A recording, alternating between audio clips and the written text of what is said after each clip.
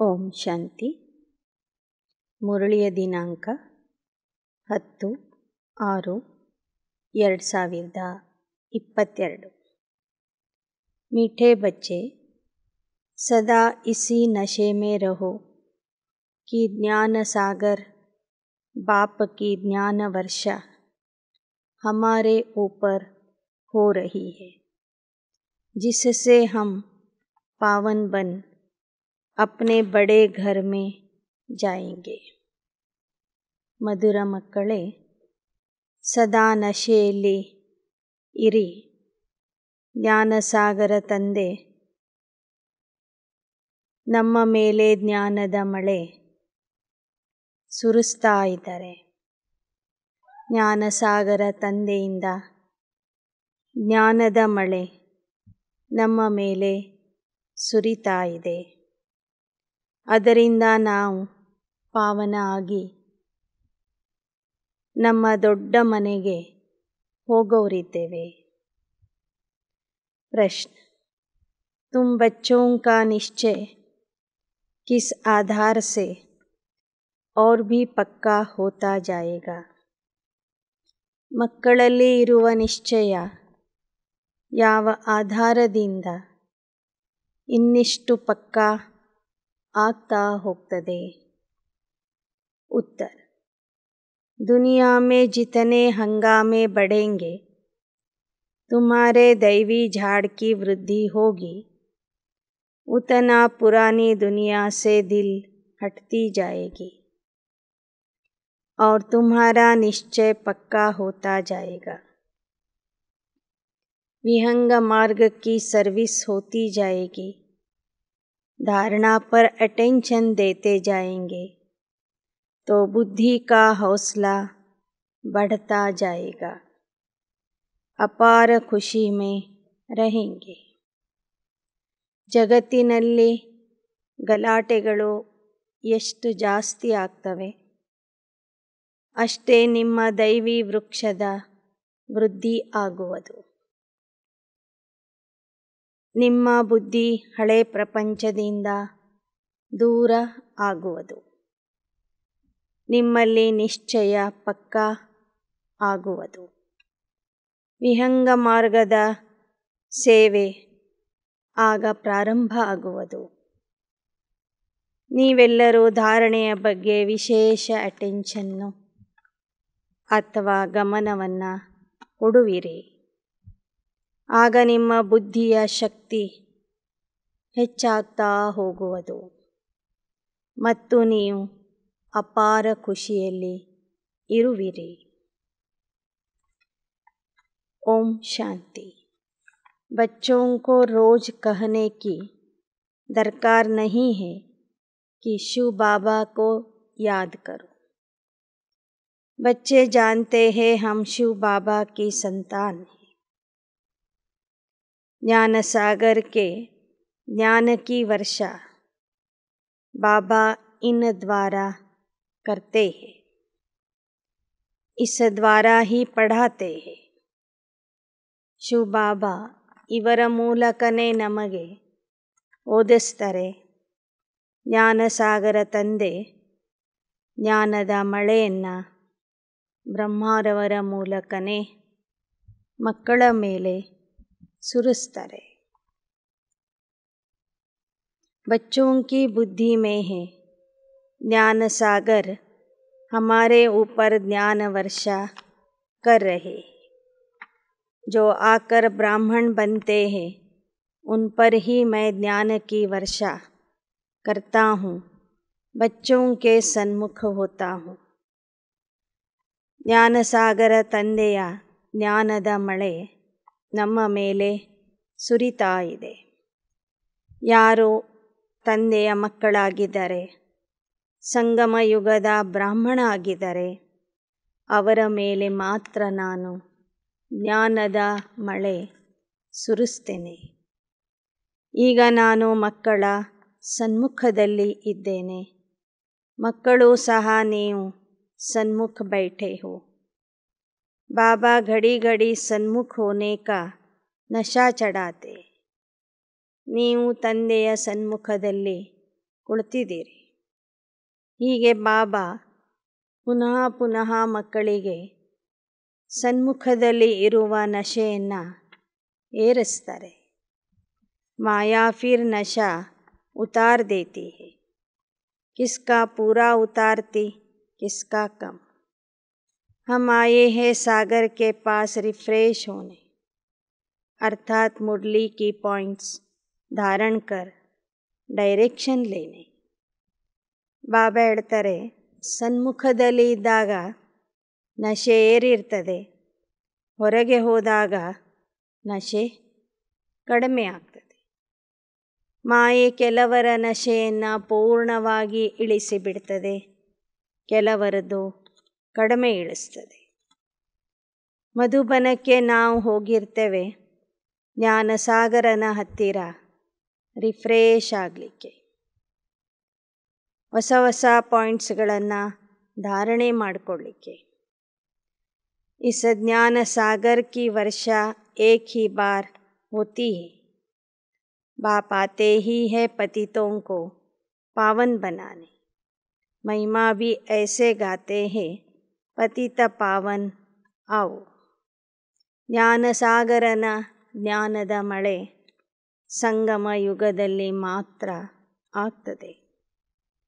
ಆದ್ದರಿಂದ ಜನ ಆ ಜ್ಞಾನಸಾಗರ ತಂದೆಗೆ ಮಹಿಮೆ ಮಾಡ್ತಾರೆ, ಕರೀತಾರೆ, ಹೇ ಪತಿತ ಪಾವನ, ಪತಿತರನ್ನು ಪಾವನ ಮಾಡಲಿಕ್ಕಾಗಿ ಬಾ ಅಂಥೇಳಿ. ಈ ಥರ ಸತ್ಯುಗದಲ್ಲಿ ಯಾರೂ ಕರೆಯೋದಿಲ್ಲ. वहाँ ज्ञान सागर की ज्ञान वर्षा से पावन बने हुए हैं. ज्ञान के साथ फिर वैराग्य भी है. ಸತ್ಯಯುಗದಲ್ಲಿ ಎಲ್ಲರೂ ಜ್ಞಾನದ ಮಳೆಯಿಂದ ಪಾವನ ಆಗಿ ಹೋಗಿರ್ತಾರೆ. ಹೀಗಾಗಿ ಅಲ್ಲಿ ಜ್ಞಾನದ ಮಳೆ ಬೇಕಿಲ್ಲ. ಸಂಗಮ ಯುಗದಲ್ಲಿ ಮಾತ್ರ ಜ್ಞಾನ ಬೇಕಾಗಿದೆ. ಜ್ಞಾನದ ಜೊತೆಗೆ ವೈರಾಗ್ಯನೂ ಬೇಕು. किस चीज़ का पुरानी दुनिया का बुद्धि से वैराग्य आता है. जानते हैं कि अभी हम नई दुनिया में जाते हैं, पुरानी दुनिया को छोड़ना है. इसको वैराग्य अक्षर कह दिया. ಹಳೆ ಪ್ರಪಂಚದ ಮೇಲೆ ವೈರಾಗ್ಯ ಬರಬೇಕು, ಹೊಸ ಪ್ರಪಂಚದ ಕಡೆಗೆ ಬುದ್ಧಿಯೋಗ ಇರಬೇಕು. ಬುದ್ಧಿಯ ಮೂಲಕ ಹಳೆ ಪ್ರಪಂಚವನ್ನು ಮರೆಯೋದಕ್ಕೆ ಇಲ್ಲಿ ವೈರಾಗ್ಯ ಅಂತ ಹೇಳಲಾಗ್ತದೆ. ಜೈಸೆ ನಯಾ ಮಕಾನ್ ಬನಾತೆ ತೋ ಪುರಾನೆ ಸೆ ಬುದ್ಧಿಯೋಗ ಹಟ್ಕರ್ ನಯೆ ಸೆ ಲಗ್ ಜಾತಾ. समझते हैं पुराना खलास हो तो हम नए में जाते. बच्चे भी अंदर में कहते होंगे जल्दी जल्दी स्वर्ग की स्थापना हो जाए तब हम अपने घर जाएंगे.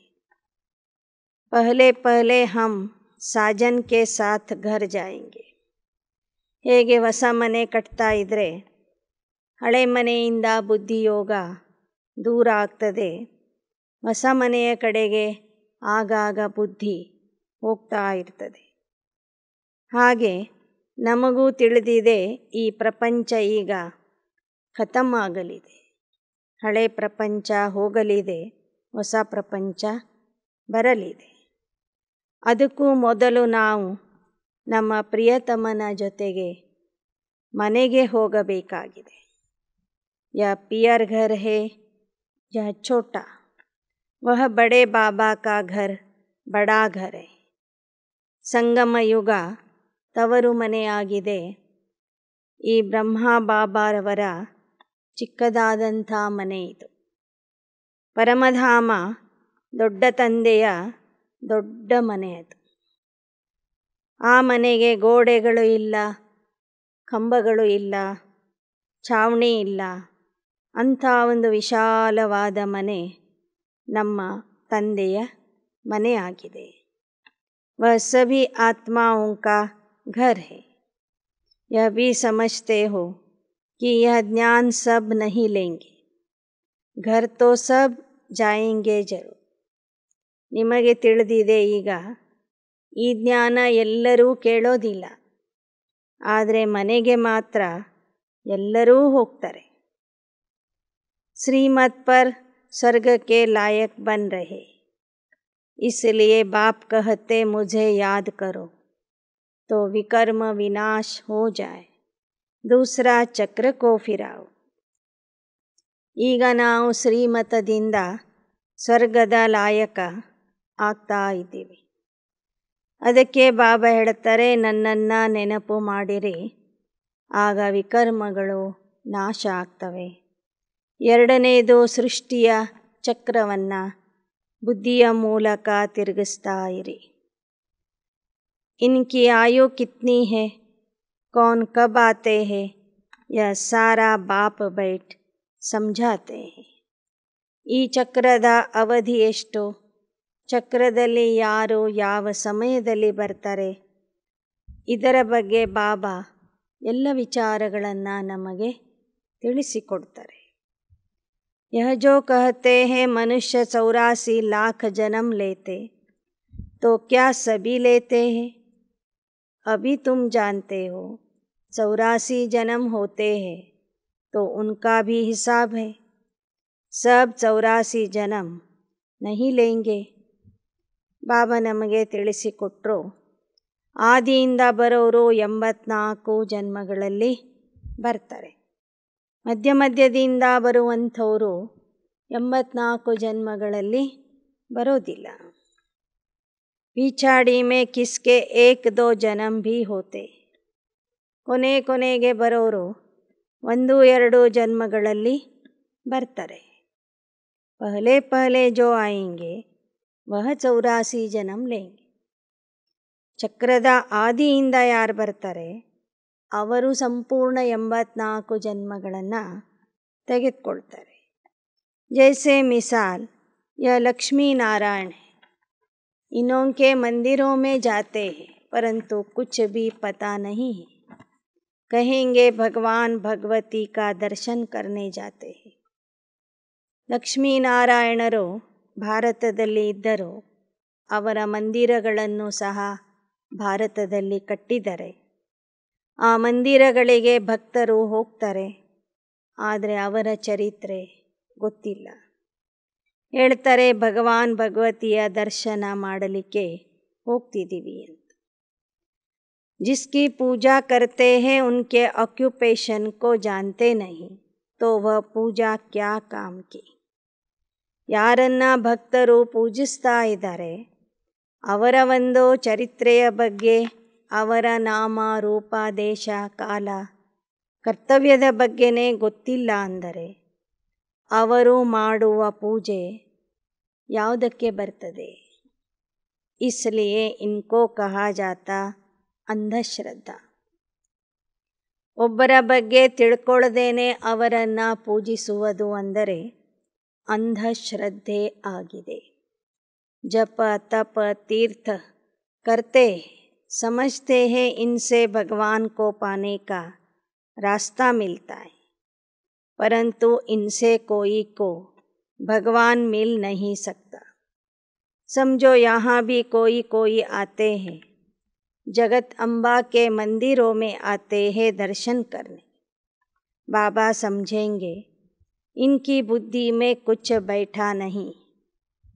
ಜಪ ತಪ ತೀರ್ಥ ಯಾತ್ರೆ ಎಲ್ಲವನ್ನು ಮಾಡ್ತಾರೆ. ಭಕ್ತಿ ಮಾಡೋದ್ರಿಂದ ಭಗವಂತ ಸಿಗ್ತಾನೆ ಅನ್ನುವ ನಂಬಿಕೆ ಭಕ್ತರಲ್ಲಿ ಇದೆ. ಆದರೆ ಬಾಬಾ ಹೇಳ್ತಾರೆ ಭಕ್ತಿಯ ನಂತರ ಜ್ಞಾನ ಸಿಗ್ತದೆ, ಜ್ಞಾನದ ಮೂಲಕ ಪರಮಾತ್ಮ ಸಿಗ್ತಾನೆ. ಈ ವಿಚಾರ ಎಲ್ಲರಿಗೂ ಅರ್ಥ ಆಗಿರೋದಿಲ್ಲ. ಮಧುಬನಕ್ಕೆ ಬರುವಂಥವರು ಸಹ ಬಾಬನ ಮಿಲನ ಮಾಡುವ ಮೊದಲೇ ಅಂಬಾದೇವಿಯ ದರ್ಶನ ಮಾಡ್ಕೊಂಡು ಬರ್ತಾರೆ. ಆಗ ಬಾಬಾ ತಿಳ್ಕೊತಾರೆ ಇವರಿಗೆ ಏನೂ ಅರ್ಥ ಆಗಿಲ್ಲ ಅಂತ. ತುಮಾರಿ ಸಬ್ ಮನೋಕಾಮನಾಯೇ ಅಬ್ ಪೂರಿ ಹೋ ರಹಿ, ಜಗತ್ ಅಂಬಾ ಕಾ ಪಾರ್ಟ್ ಅಕ್ಯುರೇಟ್ ಚಲ್ ರಹಾ ಹೈ.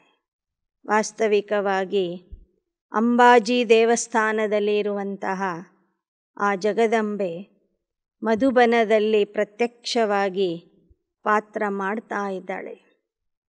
ಜಗದಂಬಾ ಕಾ ಪಾರ್ಟ್ ಊಂಚಾ ಹೈ, ಪಹಲೆ ಲಕ್ಷ್ಮಿ ಪೀಛೆ ನಾರಾಯಣ್. ಜಗದಂಬೆಯ ಪಾತ್ರ ಲಕ್ಷ್ಮಿಯಕ್ಕಿಂತನೂ ದೊಡ್ಡದಾಗಿದೆ. ಆದ್ದರಿಂದ ಈ ಜಗದಂಬೆನೇ ಮುಂದೆ ಲಕ್ಷ್ಮಿ ಆಗ್ತಾಳೆ.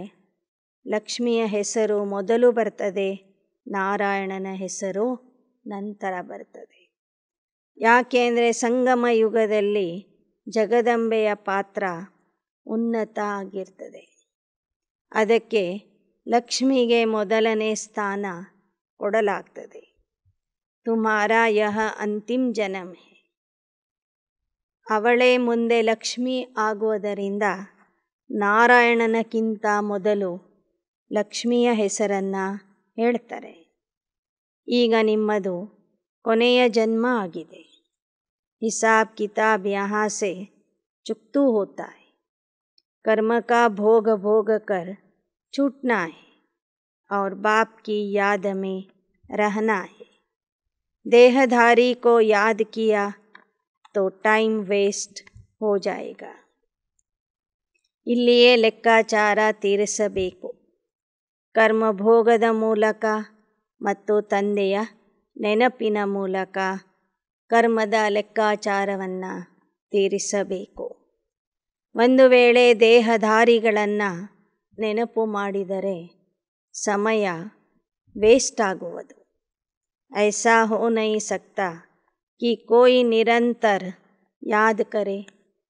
ऐसी कोई चीज़ नहीं जिसे निरंतर याद किया जाए. स्त्री पति को भी निरंतर याद कर न सके. ज़रूर खाना बनाएगी, बच्चों की संभाल करेगी तो पति थोड़े ही याद आएगा. ಬಾಬಾ ಹೇಳ್ತಾರೆ, ಯಾರೂ ಸಹ ಒಬ್ಬರನ್ನು ನಿರಂತರವಾಗಿ ನೆನಪು ಮಾಡಲಿಕ್ಕೆ ಆಗೋದಿಲ್ಲ. ಹೇಗೆ ಹೆಂಡತಿಯಾದವಳು ಪತಿಯನ್ನು 24 ಗಂಟೆನೂ ನೆನಪು ಮಾಡಲಿಕ್ಕಾಗೋದಿಲ್ಲ. ಅಡುಗೆ ಮಾಡುವಾಗ, ಮಕ್ಕಳ ಸಂಭಾಲನೆ ಮಾಡುವಾಗ ಆಯಾ ಕೆಲಸದ ಬಗ್ಗೆ ನೆನಪಿರ್ತದೆ, ಮಕ್ಕಳ ನೆನಪಿರ್ತದೆ ವಿನಃ ಗಂಡನ ನೆನಪು ಇರೋದಿಲ್ಲ. ಲೇಕಿನ್ ಯಹಾ ತುಮಕೋ ನಿರಂತರ ಯಾದ ಕರ್ನೆ ಕಾ ಅಭ್ಯಾಸ ಕರ್ನಾ ಹೈ.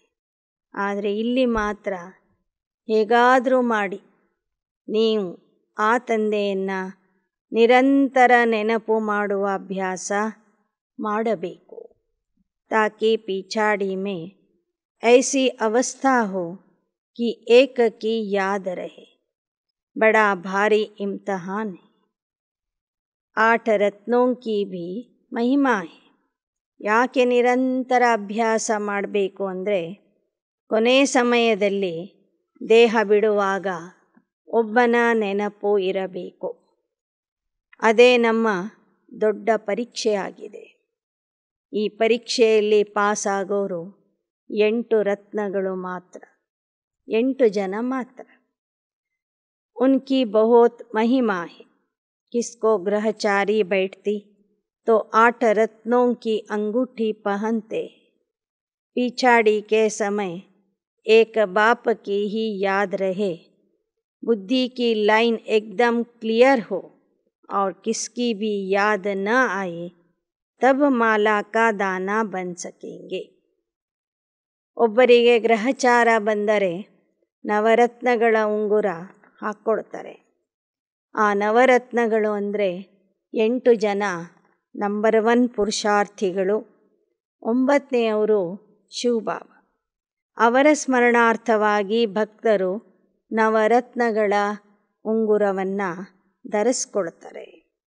ಬಾಬಾ ಹೇಳ್ತಾರೆ, ಮಾಲೆಯ ಮಣಿ ಆಗಬೇಕಾದ್ರೆ, ಅಷ್ಟರತ್ನಗಳಲ್ಲಿ ಬರಬೇಕಾದ್ರೆ ಕೇವಲ ಒಬ್ಬ ತಂದೆಯ ನೆನಪು ಇರಬೇಕು, ಬುದ್ಧಿ ಸ್ವಚ್ಛ ಆಗಿರಬೇಕು, ಅನ್ಯ ದೇಹಧಾರಿಗಳ ನೆನಪು ಬರಬಾರದು. ದೇಹ ಬಿಡುವಾಗ ಒಬ್ಬ ತಂದೆಯ ನೆನಪಿನಲ್ಲಿದ್ದು ದೇಹ ಬಿಡಬೇಕು. ಅಂಥವರು ಮಾತ್ರ ಮಾಲೆಯ ಮಣಿಯಾಗಿ ಬರ್ತಾರೆ. ऐसे निरंतर याद करने का अभ्यास अब करना है। अभी तो 2-3 घंटा कोई मुश्किल याद करते। जितना दुनिया में हंगामे बढ़ते जाएंगे उतना तुमको निश्चय होता जाएगा। पुरानी दुनिया से दिल टूटता जाएगा। मरेंगे तो बहुत। बुद्धि भी कहती है माया बहुत पुराना दुश्मन है। ऐसी कोई जगह नहीं जहाँ दुश्मन न हो। 8 ರತ್ನಗಳಲ್ಲಿ ಬರಬೇಕಾದ್ರೆ ನಿರಂತರ ನೆನಪಿನ ಅಭ್ಯಾಸ ಮಾಡಬೇಕು. ಈಗ ನೋಡಿದರೆ ಮಕ್ಕಳು 2 ಅಥವಾ 3 ಗಂಟೆಗಳ ಕಾಲ ಬಾಬೋರ್ನ ನೆನಪು ಮಾಡ್ತಾ ಇದ್ದಾರೆ. ಅದು ಬಹಳ ಕಷ್ಟಪಟ್ಟು 2-3 ಗಂಟೆಗಳ ಸಮಯ ಮಾತ್ರ ನೆನಪು ಮಾಡ್ತಿದ್ದಾರೆ. ಆದರೆ ಕೊನೆಗೆ ಪ್ರಪಂಚದಲ್ಲಿ ಗಲಾಟೆ ಜಾಸ್ತಿ ಶುರು ಆಗ್ತದೆ, ಅಲ್ಲೋಲ ಕಲ್ಲೋಲ ಆಗ್ತದೆ. ಆಗ ನಿಮಗೆ ಪಕ್ಕಾ ನಿಶ್ಚಯ ಆಗಿಬಿಡ್ತದೆ. ಹಳೆ ಪ್ರಪಂಚದಿಂದ ಬುದ್ಧಿಯೋಗ ದೂರ ಆಗ್ತದೆ ಮತ್ತು ತಿಳಿತದೆ ಮಾಯೆ ನಿಮಗೆ ಬಹಳ ಹಳೆಯ ಶತ್ರು ಆಗಿದೆ ಅಂಥೇಳಿ. ಈ ಪ್ರಪಂಚದಲ್ಲಿ ಈ ಶತ್ರು ಇಲ್ಲದೆ ಒಂದೂ ಜಾಗ ಇಲ್ಲ ಅಂತಾರೆ ಬಾಬಾ. ಮಾಯೆ ಅಥವಾ ರಾವಣ ಈ ಪ್ರಪಂಚದಲ್ಲಿ ಸರ್ವವ್ಯಾಪಿ ಆಗಿದ್ದಾನೆ. ಆದರೆ ನಿಮಗೆ ಗೊತ್ತಾಗ್ತದೆ ಈ ಮಾಯೆ ಅಥವಾ ರಾವಣನೇ ನಮಗೆ ಹಳೆ ಶತ್ರು ಆಗಿದ್ದಾನೆ ಅಂತ. ತುಮ್ ಬಚ್ಚೆ ಅಭಿ ಮಲೇಚ್ಛ ಸೆ ಸ್ವಚ್ಛ ಬನ್ ರಹೆ. ತುಮಕೋ ಜ್ಞಾನ ಹೈ मलेच्छ के हाथ का हम खा नहीं सकते. गाया हुआ है जैसा अन्न वैसा मन. ಈಗ ನೀವು ಮಲೇಚ್ಛರಿಂದ ಸ್ವಚ್ಛ ಆಗ್ತಾ ಇದ್ದೀರಿ. ಮಲಿನ ಆದವರು ಸ್ವಚ್ಛ ಆಗ್ತಾ ಇದ್ದೀರಿ. ಪತಿತರ ಕೈಯಿಂದ ಮಾಡಿದ ಅಡಿಗೆ ನೀವು ಊಟ ಮಾಡಬಾರದು. ಹೇಳ್ತಾರೆ ಎಂತಹ ಅನ್ನವು ಅಂತಹ ಮನಸ್ಸು ಅಂತ. ಅನ್ನದಂತೆ ಮನ ಅಂತ ಹೇಳ್ತಾರೆ. जो खराब चीज़ खरीद करता है, जो बनाता है, जो खाता है, उन सब के ऊपर पाप पड़ जाता है.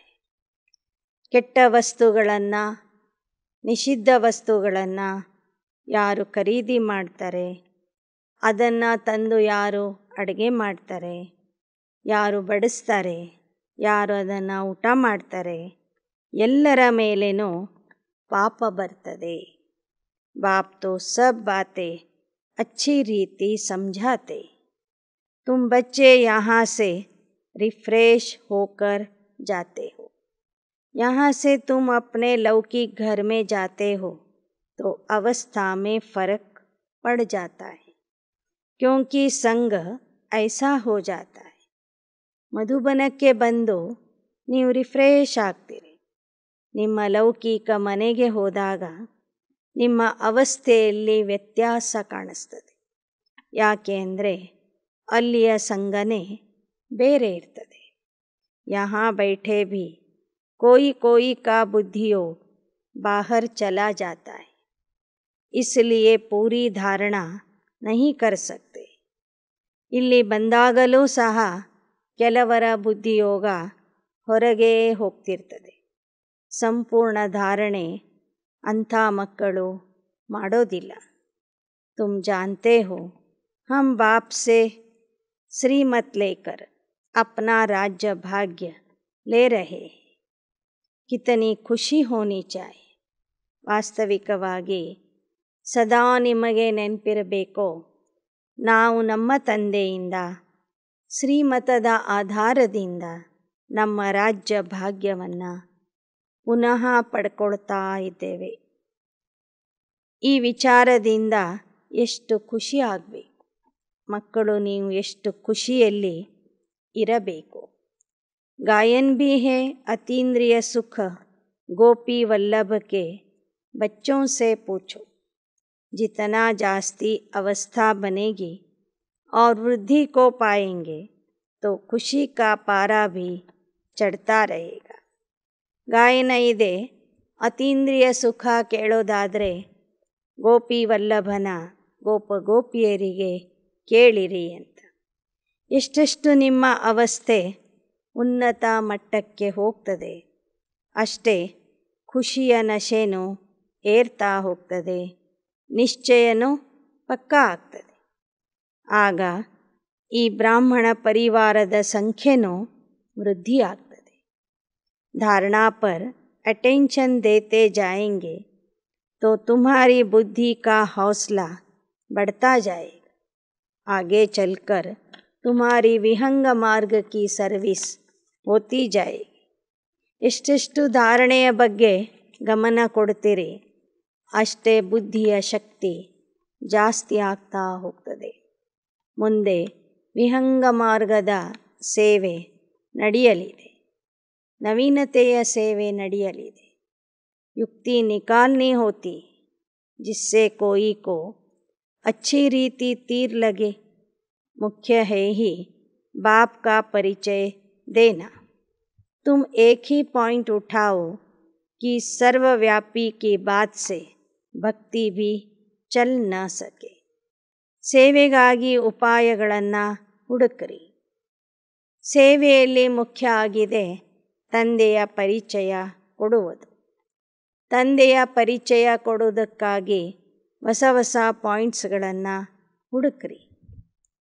ಪರಿಚಯ ಸ್ಪಷ್ಟವಾಗಿ ಕೊಟ್ಬಿಟ್ರೆ ಸರ್ವವ್ಯಾಪಿಯ ವಿಚಾರ ಅಲ್ಲಿ ಫೇಲ್ ಆಗ್ತದೆ.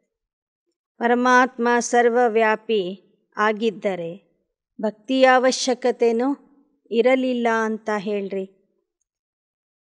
ಪರಮಾತ್ಮ ಸರ್ವವ್ಯಾಪಿ ಆಗಿದ್ದರೆ ಯಾರು ಯಾರನ್ನ ಪೂಜೆ ಮಾಡಬೇಕು, ಯಾರಿಂದ ಬೇಡಬೇಕು, ಯಾತ್ರೆ ಜಾತ್ರೆಗಳಿಗೆ ಯಾಕೆ ಹೋಗಬೇಕು, ಇವೆಲ್ಲ ಪ್ರಶ್ನೆಗಳು ಬರ್ತವೆ. ಸರ್ವವ್ಯಾಪಿಯ ವಿಚಾರ ಬಂದಾಗ ಅಲ್ಲಿ ಭಕ್ತಿಯು ಫೇಲ್ ಆಗ್ತದೆ. ಬಾತ್ ಅಚ್ಚಿ ರೀತಿ ಸಮझानी है. वो लोग कहते इन्हों के ज्ञान से विनाश होगा. कहते हो इस रुद्र ज्ञान यज्ञ से विनाश ज्वाला निकलेगी. वह सच है. कोई बात नहीं मानेंगे तो विनाश ही होगा. और क्या होगा? यह तो कल्प पहले भी विनाश हुआ था. भगवान वाच्य रुद्र ज्ञान यज्ञ में यह सब स्वाहा होंगे. ಜನ ಹೇಳ್ತಾರೆ ಇವರು ಬರೇ ವಿನಾಶ ವಿನಾಶ ಅಂಥೇಳಿ ವಿನಾಶದ ಜ್ಞಾನ ಕೊಡ್ತಾರೆ. ಆಗ ನೀವು ಹೇಳ್ರಿ ಅದು ಸತ್ಯ ಆಗಿದೆ. ಭಗವಂತ ಬಂದು ರುದ್ರ ಜ್ಞಾನ ಯಜ್ಞದ ರಚನೆ ಮಾಡಿದ್ದಾನೆ. ಆ ಯಜ್ಞದಿಂದ ವಿನಾಶ ಜ್ವಾಲೆ ಪ್ರಜ್ವಲಿತ ಆಗ್ತದೆ. ಒಂದು ವೇಳೆ ಈ ಜ್ಞಾನ ನೀವು ಒಪ್ಕೊಳ್ಳದೆ ಹೋದರೆ ಇವತ್ತೇ ನೀವು ಈ ಜ್ಞಾನದಿಂದ ವಿನಾಶ ಆಗಿ ಹೋಗ್ತೀರಿ, ಭವಿಷ್ಯದ ಪ್ರಾರಬ್ಧವನ್ನು ಕಳ್ಕೋತೀರಿ ಅಂತನೂ ತಿಳಿಸ್ರಿ. ಭಗವಾನ್ ವಾಚ್ಯ यज्ञ में सब स्वाहा होंगे. वो लोग समझते हैं इन्हों का ज्ञान ऐसा है इसलिए सामना करते. समझते हैं भक्ति करने से भगवान मिलता. हम भी कहते हैं जिन्होंने भक्ति बहुत की है उनको ही भगवान मिला है. ಭಗವಾನ ವಾಚ್ಯ ಏನಿದೆ ಅಂದರೆ ಈ ರುದ್ರ ಜ್ಞಾನ ಯಜ್ಞದಲ್ಲಿ ಎಲ್ಲರೂ ಸ್ವಾಹ ಆಗ್ತಾರೆ. ಆದರೆ ಈ ವಿಚಾರ ತಿಳ್ಕೊಳ್ಳದೇ ಇರುವಂಥವರು ನಮ್ಮ ಜೊತೆಗೆ ಕ್ರಾಸ್ ಕ್ವೆಶ್ಚನ್ ಮಾಡ್ತಾರೆ, ಚರ್ಚೆ ಮಾಡ್ತಾರೆ, ಹೇಳ್ತಾರೆ ಭಕ್ತಿಯಿಂದ ಭಗವಂತ ಸಿಗ್ತಾನೆ ಅಂತ. ಅದು ನಿಜಾನೇ. ಬಾಬಾ ಹೇಳ್ತಾರೆ ಯಾರು ಹೆಚ್ಚಿನ ಭಕ್ತಿ ಮಾಡಿದ್ದೀರಿ ಅವರಿಗೆ ನಾನು ಸಿಕ್ಕಿದ್ದೀನಿ. परंतु इन बातों को समझने में मनुष्यों को मेहनत लगती है. कल्प पहले भी तुम बच्चों ने बाप की मदद से नरक को स्वर्ग बनाया था, तो जरूर नरक का विनाश भी हुआ होगा. जब नरक का विनाश हो तब स्वर्ग की स्थापना होती है. ಹಿಂದಿನ ಕಲ್ಪದಲ್ಲಿಯೂ ಸಹ ತಂದೆಯ ಸಹಾಯದಿಂದ ನೀವು ನರಕವನ್ನು ಸ್ವರ್ಗ ಮಾಡಿದ್ರಿ. ಈಗಲೂ ಕೂಡ ಪುನಃ ನೀವು ನರಕದ ವಿನಾಶ, ಸ್ವರ್ಗದ ಸ್ಥಾಪನೆ ಮಾಡ್ತಿದ್ದೀರಿ. भारत बरोबर पावन था। यह कोई भी धर्म वाला कहेगा कि भारत बरोबर स्वर्ग था। प्राचीन माना सबसे पुराना, तो स्वर्ग ही होगा। जो पुराना हो गया वह फिर नया होना है. ಎಲ್ಲ ಧರ್ಮದವರು ಸಹ ಈ ಮಾತನ್ನು ಒಪ್ಕೊಳ್ತಾರೆ, ಭಾರತ ಮೊದಲು ಸ್ವರ್ಗ ಆಗಿತ್ತು ಅಂತ. ಈಗ ಅದು ಹಳೇದಾಗಿದೆ. ಸ್ವರ್ಗ ಇದ್ದಂಥ ಭಾರತ ಈಗ ಹಳೆ ಭಾರತ ಆಗಿದೆ. ಪುನಃ ಹೊಸ ಭಾರತದಲ್ಲಿ ಸ್ವರ್ಗ ಬರಲಿದೆ. ಇನ್ ದೇವತಾओं का राज्य था, फिर से वही आदि सनातन देवता धर्म की स्थापना बाप करा रहे हैं, किसकी मदद से. ಬಾಬಾ ಹೇಳ್ತಾರೆ, ಪುನಃ ಆ ದೇವತಾ ಧರ್ಮದ ಸ್ಥಾಪನೆ ಶಿವಬಾಬಾ ಮಾಡಿಸ್ತಾ ಇದ್ದಾರೆ. ಯಾರ ಸಹಾಯದಿಂದ? वह तो सर्व का निराकार बापू जी है, सर्व आत्माओं का बाप है. इन बातों को तुम जानते हो, तुम कितने साधारण हो. ಬಾಬಾ ಹೇಳ್ತಾರೆ, ಸರ್ವ ಜಗತ್ತಿಗೆ, ಸರ್ವ ಆತ್ಮರಿಗೂ ನಿರಾಕಾರ ಬಾಪೂಜಿ ಶಿವಬಾಬಾ ಆಗಿದ್ದಾರೆ. ಸರ್ವ ಆತ್ಮರಿಗೂ ತಂದೆ ಆಗಿದ್ದಾರೆ. ಮಕ್ಕಳ ಸಹಾಯದಿಂದ, ಬಡವರ ಸಹಾಯದಿಂದ ಸ್ವರ್ಗದ ಸ್ಥಾಪನೆ ಮಾಡ್ತಿದ್ದಾರೆ. मैं गरीब निवाज हूँ, तुम गरीब हो ना, तुम्हारे पास क्या है. तुमने सब कुछ भारत के ऊपर स्वाहा किया है. तुम्हारी कितनी बड़ी रावण से लड़ाई, शक्ति सेना है ना. ಬಾಬಾ ಹೇಳ್ತಾರೆ, ನೀವೆಲ್ಲರೂ ಬಡವರು, ನಾನು ಬಡವರ ಬಂಧು ಆಗಿದ್ದೀನಿ. ಎಲ್ಲವನ್ನೂ ಭಾರತಕ್ಕಾಗಿ ನೀವು ಸ್ವಾಹ ಮಾಡಿದ್ದೀರಿ. ನಿಮ್ಮ ಯುದ್ಧ ರಾವಣನ ಜೊತೆಗೆ ನಡೆದಿದೆ. ಅರ್ಧ ಕಲ್ಪದಿಂದ ಎಲ್ಲವನ್ನೂ ಕಳ್ಕೊಂಡಿದ್ದೀರಿ. ಈಗ ನೀವು ಶಿವಶಕ್ತಿ ಸೇನೆ ಆಗಿದ್ದೀರಿ. ವಂದೇ ಮಾತರಂ भी गाया जाता है. अपवित्र पवित्र की वंदना करते. कौन सी माता? वह धरती माता समझ लेते, परंतु यह तो धरती पर रहने वालों की बात है. ಬಾಬಾ ಹೇಳ್ತಾರೆ, ವಿಶ್ವ ಸೇವೆ ಮಾಡುವಂಥ ಈ ಮಾತೆಯರಿಗೆ ವಂದನೆಗಳು, ವಂದೇ ಮಾತರಂ ಅಂತ ಹೇಳ್ತಾರೆ. ಜನ ಏನು ತಿಳ್ಕೊಂಡ್ರು, ಆ ಭೂಮಿಗೆ ಮಾತೆ ಅಂತ ತಿಳ್ಕೊಂಡ್ರು. ಬಾಬಾ ಹೇಳ್ತಾರೆ, ಭೂಮಿ ಮಾತೆ ಅಲ್ಲ, ಆ ಭೂಮಿಯ ಮೇಲೆ ಇರುವಂತಹ ವಿಶ್ವ ಸೇವೆ ಮಾಡುವಂಥ ನೀವು ಮಾತೆಯರೇ ಜಗನ್ಮಾತೆಯರಾಗಿದ್ದೀರಿ. ನಿಮಗೆ ತಂದೆ ವಂದನೆಗಳನ್ನು ಹೇಳ್ತಾರೆ. ಅದರಲ್ಲೂ ಜಗತ್ತಂಬ ಮುಖ್ಯ ಆಗಿದ್ದಾರೆ. ಯ ದಿಲ್ವಾಲಾ ಮಂದಿರ್ यादगार बना है. जगत अम्बा है तो बच्चे भी हैं. अदर कुमार कुमारियाँ भी, इनको माता भी कह देते. तुम कहते हो बाबा हम तो बीके हैं. ಇಲ್ಲಿ ಸಂಗಮ ಯುಗದಲ್ಲಿ ಜಗದಂಬಾ ಸರಸ್ವತಿಯವರು ಮುಖ್ಯ ಆಗಿದ್ದಾರೆ. ಅವರ ಜೊತೆಗೆ ನಾವೆಲ್ಲ ಮಕ್ಕಳೂ ಇದ್ದೇವೆ. ಆದ್ದರಿಂದ ದಿಲ್ವಾಡ ಮಂದಿರದಲ್ಲಿ ಆದಿದೇವ ಆದಿದೇವಿಯ ಜೊತೆಗೆ 108 ಜನ ತಪಸ್ವಿಗಳನ್ನು ತೋರಿಸಿದ್ದಾರೆ. ನಾವೆಲ್ಲರೂ ಇಲ್ಲಿ ಆದಿದೇವ ಆದಿದೇವಿಯ ಮಕ್ಕಳು, ಅಂದರೆ ಬ್ರಹ್ಮ ಕುಮಾರ್ ಬ್ರಹ್ಮ ಕುಮಾರಿಯರಾಗಿದ್ದೇವೆ. हमको माता न कह बेटी कहो, हम कुमारी हैं. कितनी गुह्य समझ की बातें. ಇಲ್ಲಿ ಮಾತೆಯರು ಸಹ ಜ್ಞಾನ ಕೇಳಿದ ಮೇಲೆ ಬ್ರಹ್ಮ ಕುಮಾರಿ ಆಗ್ತಾರೆ. ಕುಮಾರಿ ಅಂತ ಹೇಳ್ಕೊಳ್ಳೋದ್ರಲ್ಲಿ ಅವರಿಗೆ ಎಷ್ಟು ಖುಷಿ ಆಗ್ತದೆ. ಇವೆಲ್ಲ ಬಹಳ ಗಹನವಾದಂತಹ ಮಾತುಗಳಾಗಿವೆ.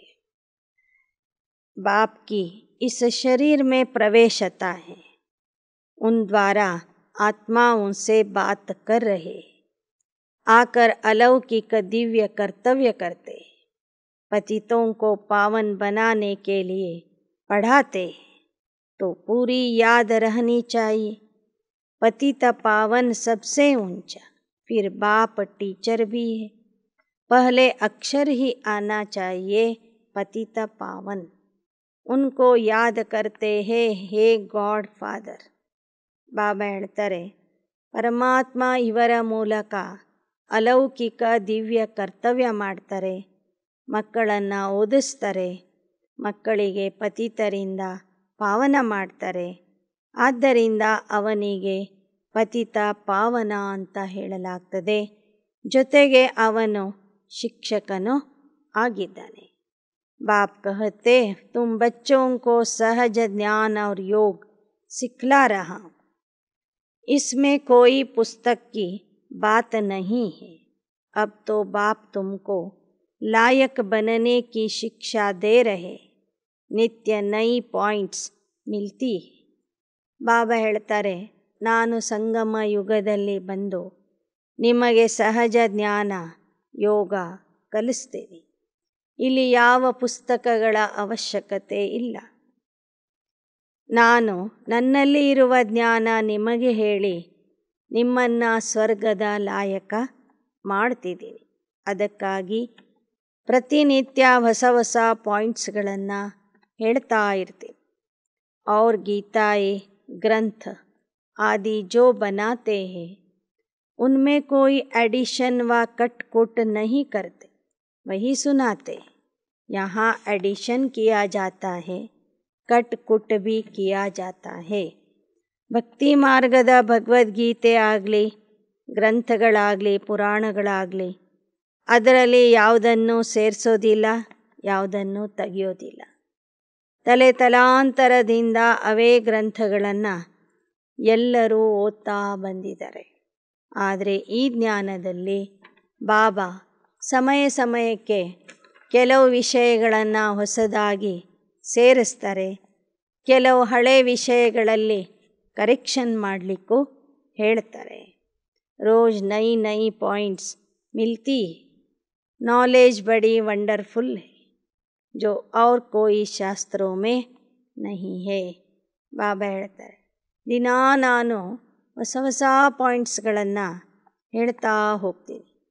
ಎಷ್ಟು ವಂಡರ್ಫುಲ್ ಜ್ಞಾನ ಇದೆ, ಯಾವ ಶಾಸ್ತ್ರದಲ್ಲೂ ಈ ಜ್ಞಾನ ಇಲ್ಲ.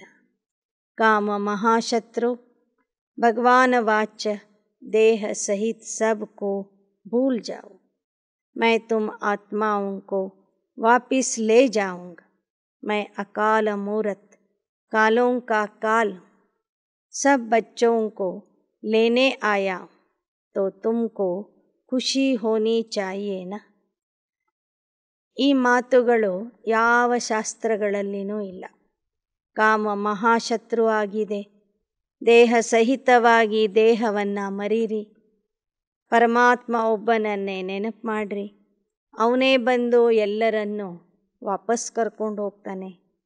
ಆ ಕಾರಣದಿಂದ ಅವನಿಗೆ ಅಕಾಲ ಮೂರ್ತಿ ಅಥವಾ ಕಾಲರ ಕಾಲ ಅಂತನೂ ಹೇಳಲಾಗ್ತದೆ. ತಂದೆ ಬಂದು ನಮ್ಮನ್ನು ಕರ್ಕೊಂಡು ಹೋಗ್ತಾನೆ ಅಂದರೆ ನಮಗೆ ಎಷ್ಟು ಖುಷಿ ಆಗಬೇಕು. ತಂದೆ ಸ್ವತಃ ಬಂದು ನಮ್ಮನ್ನು ಮನೆಗೆ ಕರ್ಕೊಂಡು ಹೋಗ್ತಾರೆ ಅಂದ ಮೇಲೆ ಸದಾ ನಾವು ಖುಷಿಯಲ್ಲಿ ಇರಬೇಕು. ಹಮ್ ಘರ್ ಜಾತೆ, ಜಲ್ದಿ ಹೋಶಿಯಾರ್ ಹೋ ಜಾಯ್, ಬಾಬಾ ಸೆ ವರ್ಸಾ ಲೇ ಲೇವೆ, ತಬ್ ತಕ್ ಲಡಾಯಿ ನಾ ಲಗೆ. बाप कहेंगे, मैं थोड़े ही कुछ कर सकता हूँ, पहले रिहर्सल होगी. अभी तो राजाए आदि भी नहीं आए, राजस्थान पर भी समझा सकते हो. ಬಾಬಾ ಹೇಳ್ತಾರೆ, ಬೇಗ ಮನೆಗೆ ಹೋಗಬೇಕಂದ್ರೆ ಬೇಗ ಬೇಗ ತಯಾರಾಗಬೇಕು, ಹುಷಾರಾಗಬೇಕು. ಇಲ್ಲದಿದ್ದರೆ ಯುದ್ಧ ಶುರು ಆಗೋದಿಲ್ಲ. ಬಾಬಾ ಹೇಳ್ತಾರೆ, ನೀವು ತಯಾರಾಗದೆ ವಿನಃ ನಾನು ಹೇಗೆ ಈ ನಾಟಕ ಮುಗಿಸಲಿ. ಇನ್ನು ಅನೇಕ ರಾಜರು ದೊಡ್ಡ ದೊಡ್ಡವರು ಸಹ ಜ್ಞಾನಕ್ಕೆ ಬರಬೇಕಾಗಿದೆ. ರಾಜಸ್ಥಾನದ ವಿಷಯದ ಮೇಲೇನೂ ನೀವು ತಿಳಿಸಿರಿ. पूछो तुमको पता है राजस्थान नाम क्यों पड़ा? भारत में लक्ष्मी नारायण का राज्य था, तो फिर से वह राजस्थान होना चाहिए. हम जानते हैं, परंतु बुद्धि में जब बैठे तब खुशी का पारा चढ़ेगा कि अब फिर से वह राजस्थान हम बना रहे हैं. कितना धन था, इन बातों को आकर समझो. समझाने का भी उमंग होना चाहिए. यह भी ಸೆಮಿನಾರ್ है ना. ಈ ಭಾರತಕ್ಕೆ ರಾಜಸ್ಥಾನ ಅಂತ ಯಾಕೆ ಹೆಸರು ಬಂತು? ಭಾರತದಲ್ಲಿ ಒಂದು ಪ್ರಾಂತಕ್ಕೆ ರಾಜಸ್ಥಾನ ಅಂತ ಹೆಸರಿದೆ. ಅದು ಯಾಕೆ ಬಂದಿದೆ ಅಂತಲೂ ತಿಳಿಸ್ರಿ. ಇಲ್ಲಿ ದೈವಿ ರಾಜರ ರಾಜ್ಯ ಇತ್ತು. ಇದು ದೈವಿ ರಾಜಸ್ಥಾನ ಆಗಿತ್ತು. ಇಲ್ಲಿ ಸಾಕಷ್ಟು ಸುಖ, ಶಾಂತಿ, ಸಂಪತ್ತು ಇತ್ತು. ಈ ರೀತಿಯಲ್ಲಿ ನೀವು ಜನರಿಗೆ ತಿಳಿಸ್ರಿ. ಪುನಃ ನಾವು ಅಂಥ ರಾಜಸ್ಥಾನವನ್ನು ಸ್ಥಾಪನೆ ಮಾಡ್ತಿದ್ದೀವಿ ಅಂತಲೂ ತಿಳಿಸ್ರಿ. ಜ್ಞಾನ ಹೇಳಲಿಕ್ಕೂ ಒಳಗಿನಿಂದ ಉತ್ಸಾಹ ಇರಬೇಕು. ಇದು ಒಂದು ಸೆಮಿನಾರ್ ಆಗಿದೆ ಅಥವಾ ಸಮ್ಮೇಳನ ಆಗಿದೆ. ऊंचते ऊंच भगवान है, कृष्ण नहीं. ऐसे कहते राजस्थान पर तुम समझा सकते हो. ಉನ್ನತಾತಿ ಉನ್ನತ ಯಾರು ಅಂದರೆ ಪರಮಾತ್ಮ. ಅವನೇ ಬಂದು ಕೃಷ್ಣನ ರಾಜಧಾನಿಯನ್ನು ಸ್ಥಾಪನೆ ಮಾಡ್ತಾನೆ ಅಂತ ತಿಳಿಸ್ರಿ. ಕುಮಾರ್ ಕುಮಾರಿಯ ಮಾತಾಯಿ ಗೋಪ್ ಸಬ್ ಇಕಟ್ಟೆ ಸುನೇಂಗೆ.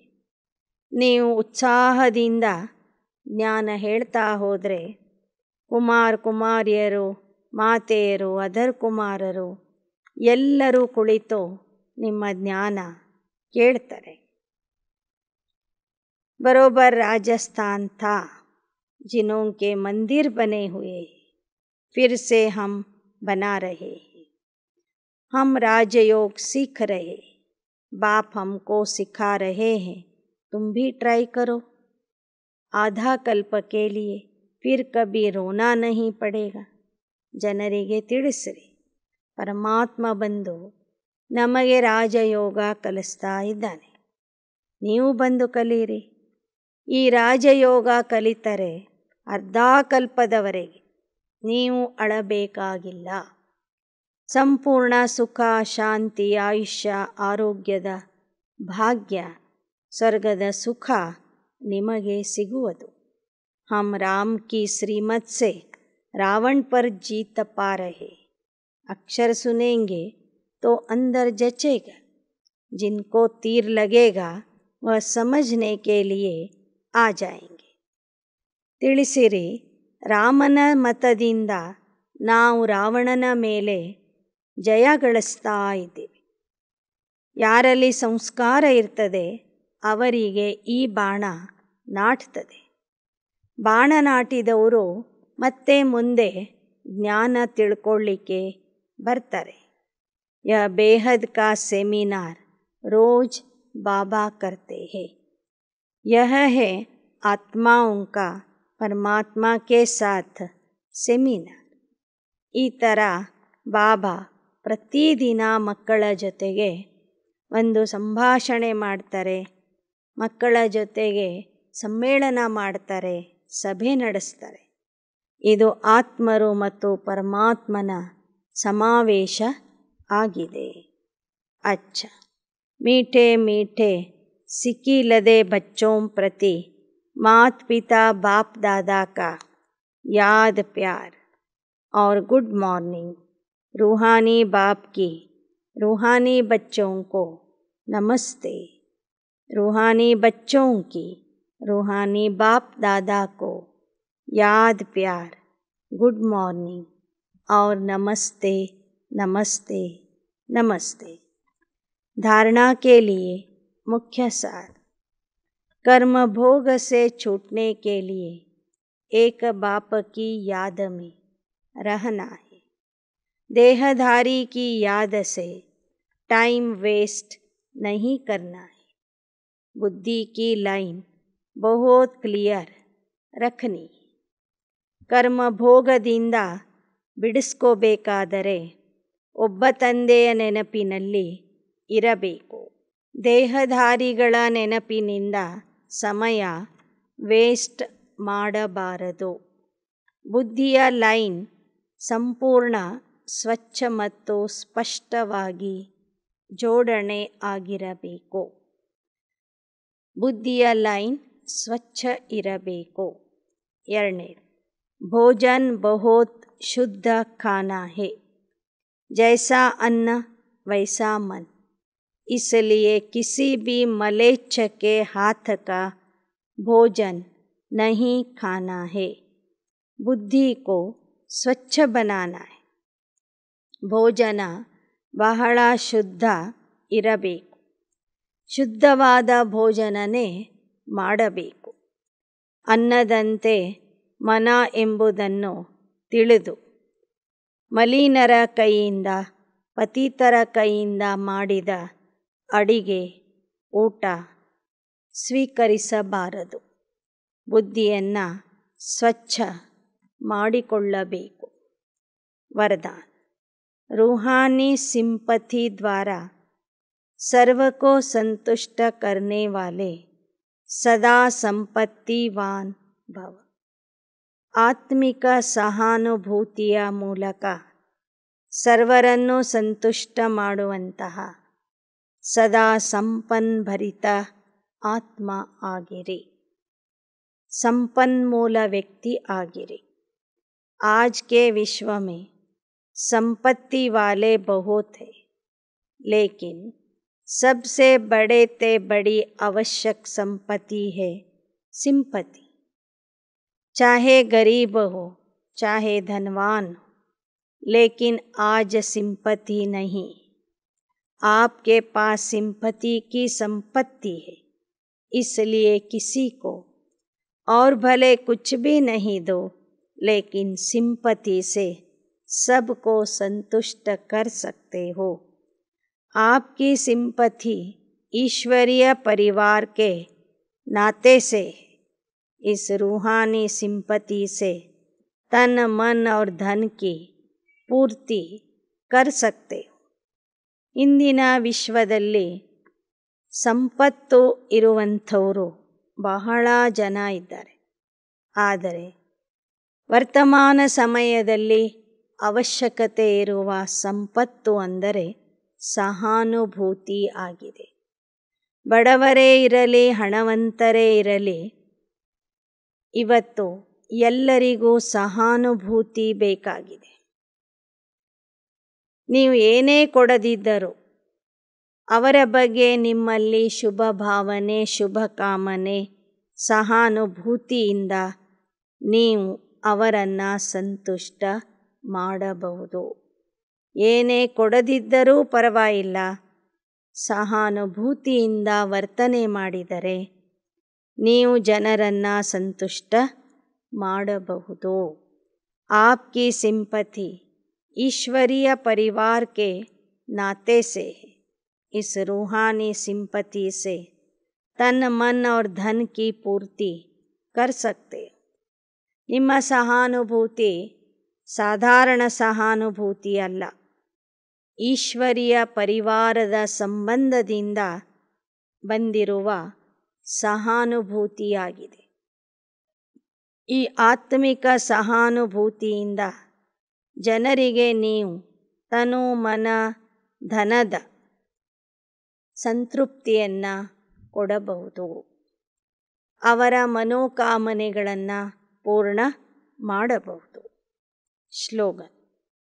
हर कार्य में साहस को साथी बना लो तो सफलता अवश्य मिलेगी.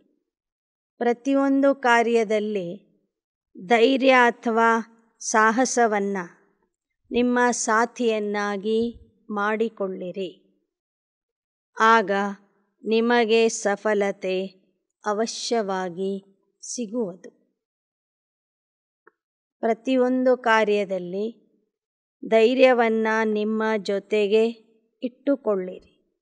ಆಗ ಸಫಲತೆ ಅವಶ್ಯವಾಗಿ ಸಿಗುವುದು. ಓಂ ಶಾಂತಿ.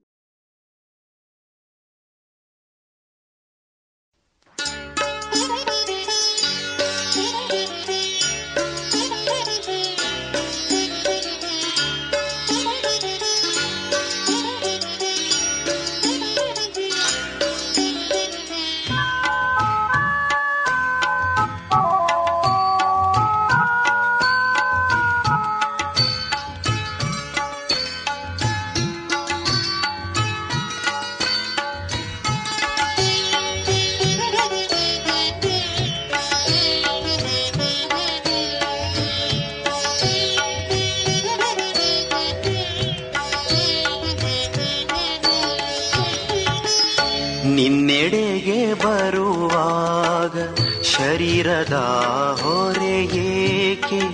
ನಿನ್ನೆಡೆಗೆ ಬರುವಾಗ ಶರೀರದ ಹೊರೆ ಏಕೆ? ದೇಹದಾರಿ ಬಂಧನದ ಬಿಂಕವೇಕೆ? ದೇಹದಾರಿ ಬಂಧನದ ಬಿಂಕವೇಕೆ? ದೇಹದಾರಿ ಬಂಧನದ ಬಿಂಕವೇಕೆ? ಬಿಂಕವೇಕೆ? ನಿನ್ನೆಡೆಗೆ ಬರುವಾಗ ಶರೀರದ ಹೊರೆ ಏಕೆ? ನಿನ್ನೆಡೆಗೆ ಬರುವಾಗ ಶರೀರದ ಹೊರೆ ಏಕೆ? ಓಂ ಶಾಂತಿ, ಓಂ ಶಾಂತಿ.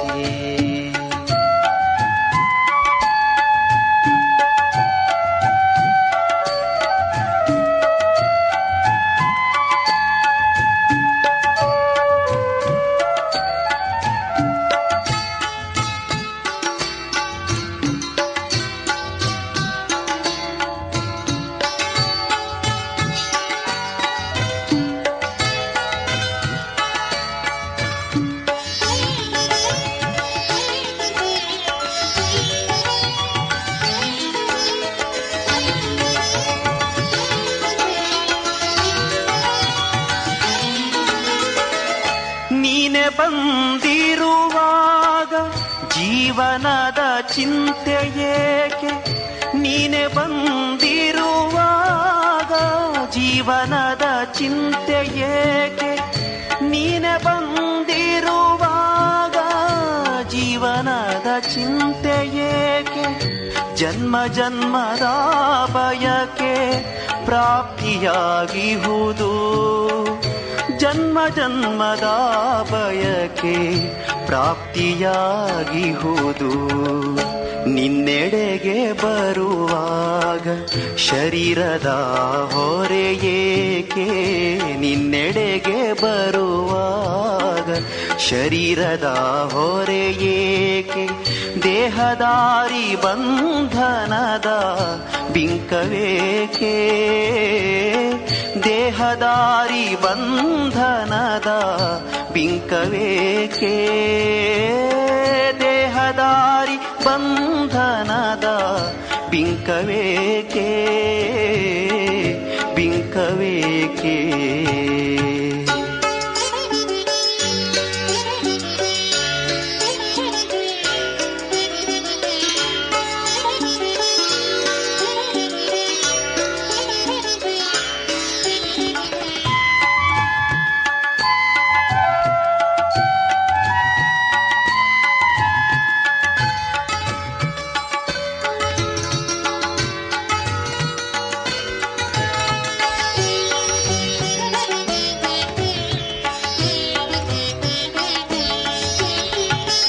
ಕಲ್ಪ ಕಲ್ಪ ನಿನ್ನಿಂದ ರಾಜಯೋಗವ ಕಲಿತೆ.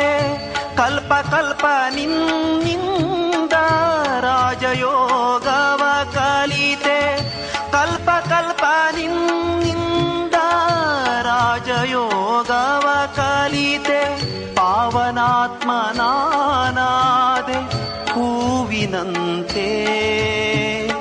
ಪಾವನಾತ್ಮನಾದೆ ಹೂವಿನಂತೆ.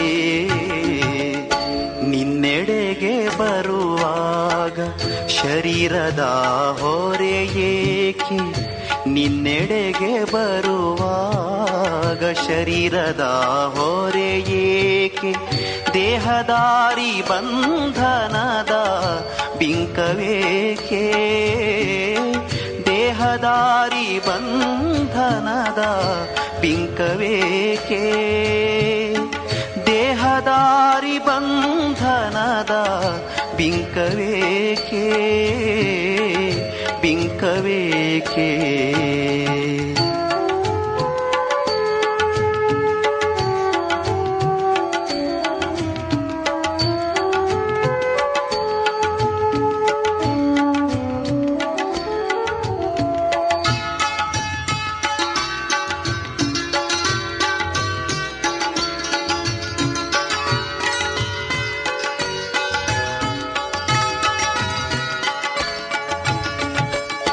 ಕರ್ಮಗಳ ಬಂಧನವು ಯೋಗದಿಂ ಭಸ್ಮವಾಗಿ ಕರ್ಮಗಳ ಬಂಧನವು ಯೋಗದಿಂ ಭಸ್ಮವಾಗಿ ಕರ್ಮಗಳ ಬಂಧನವು ಯೋಗದಿಂ ಭಸ್ಮವಾಗಿ ಆತ್ಮಸ್ವರೂಪದಲ್ಲಿ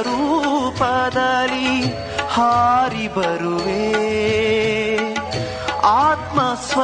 ಆತ್ಮಸ್ವರೂಪದಲ್ಲಿ ಹಾರಿ ಬರುವೆ ನಿನ್ನೆಡೆಗೆ ಬರುವಾಗ ಶರೀರದ ಹೊರೆ ಏಕೆ ನಿನ್ನೆಡೆಗೆ ಬರುವಾಗ ಶರೀರದ ಹೊರೆ ಏಕೆ ದೇಹದಾರಿ ಬಂಧನದ ಬಿಂಕವೇಕೆ ದೇಹದಾರಿ ಬಂಧನದ ಬಿಂಕವೇಕೆ ದೇಹದಾರಿ ಬಂಧನದ ಬಿಂಕವೇಕೆ